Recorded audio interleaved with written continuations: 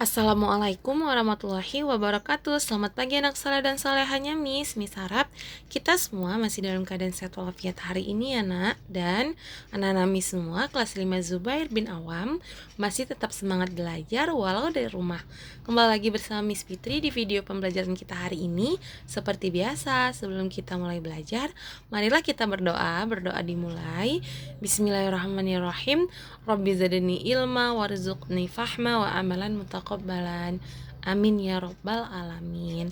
Langsung saja ya nak, kita masuk ke pembelajaran kita hari ini, yaitu tema 3 makanan sehat, subtema 2 pentingnya makanan sehat bagi tubuh. Jadi anak-anak mi semua bisa melihat video ini sambil membuka buku tema 3-nya ya nak.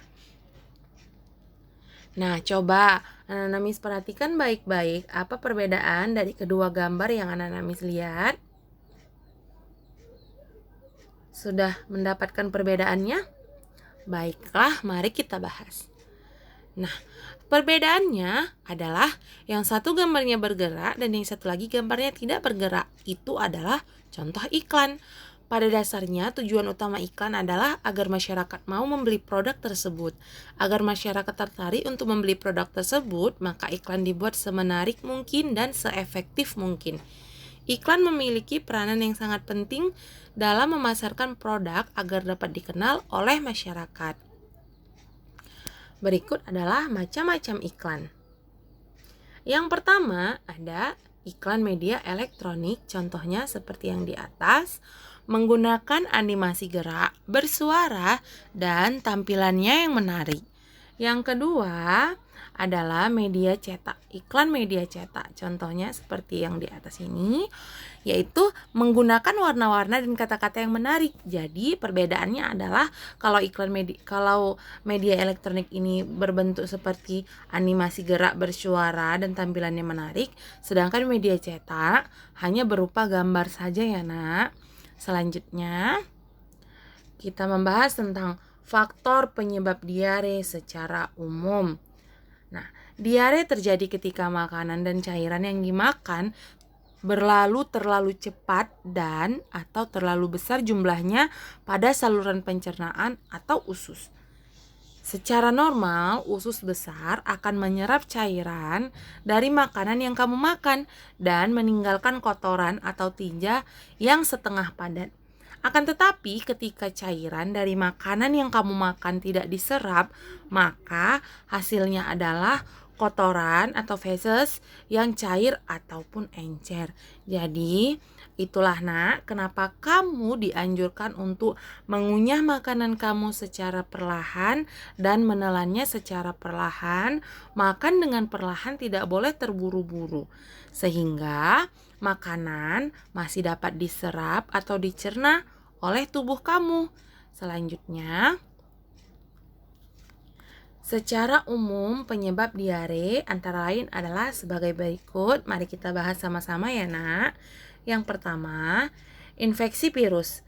Rotavirus adalah penyebab diare pada anak akut yang paling sering. Yang kedua ialah infeksi bakteri dan parasit, masuk melalui makanan dan minuman yang terkontaminasi. Yang ketiga, intoleran makanan. Terjadi pada sebagian orang yang intoleransi terhadap gula pada susu sehingga diare terjadi setelah makan atau minum produk susu. Yang keempat, alergi makanan. Biasanya reaksi negatif terhadap obat-obatan.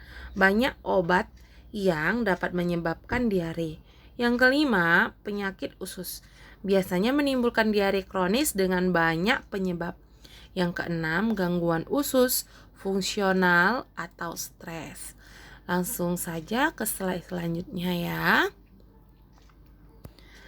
Berikut kita membahas tentang tanda-tanda dan gejala diare. Yang pertama, gejalanya yaitu buang air besar, encer, dan sering.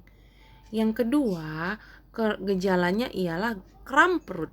Gejala ketiga ialah nyeri perut. Gejala keempat, demam. Gejala kelima, darah dalam tinja atau feses. Yang gejala keenam, kembung. Nah, jadi kalau kamu mengalami gejala-gejala seperti yang Miss sebutkan tadi, berarti kamu sedang mengalami diare. Nah, coba Nana Miss perhatikan gambar yang ada di layar. Iya, mari kita bahas ya, Nak. Nah, aktivitas apa saja yang terjadi pada gambar bergerak tadi? Benar, aktivitas jual dan beli. Aktivitas ini sering terjadi di pasar. Di pasar kita dapat bersosialisasi dan berkomunikasi ataupun berekonomi secara bersamaan sesuai aktivitas yang menggabungkan aspek sosial dan ekonomi yang dimaksudkan untuk meningkatkan taraf hidup atau kesejahteraan sosial disebut pembangunan sosial. Nah, Miss ulangi lagi ya, Nak. Semua aktivitas yang menggabungkan aspek sosial dan ekonomi yang dimaksudkan untuk meningkatkan taraf hidup atau kesejahteraan sosial disebut pembangunan sosial. Kesejahteraan sosial tidak hanya berkenaan dengan terpenuhinya kebutuhan material, tetapi juga spiritual. Dengan demikian, memungkinkan semua warga negara untuk mengembangkan dirinya. Nah, selanjutnya kita membahas tentang adat istiadat. Kebiasaan yang mengikat. Adat istiadat adalah kebiasaan yang mengikat masyarakat dan berlangsung dalam jangka waktu cukup lama. Dikenal dengan adat istiadat. Adat istiadat merupakan kebiasaan sosial yang sejak lama ada di masyarakat dan bertujuan mengatur tata tertib dalam masyarakat tersebut.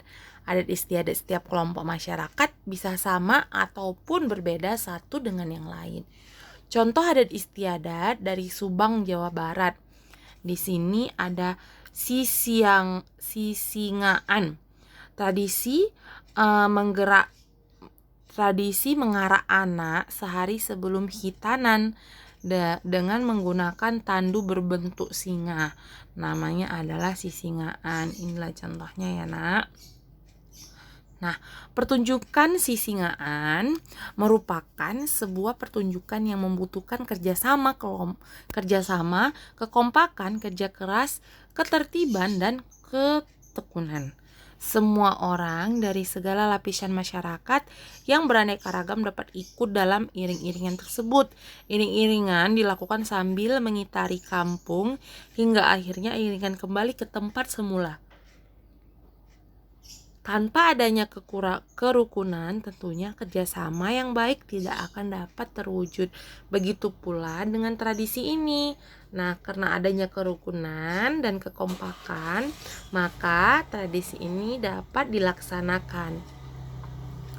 Selanjutnya, baiklah, Miss rasa cukup sekian video pembelajaran kita hari ini.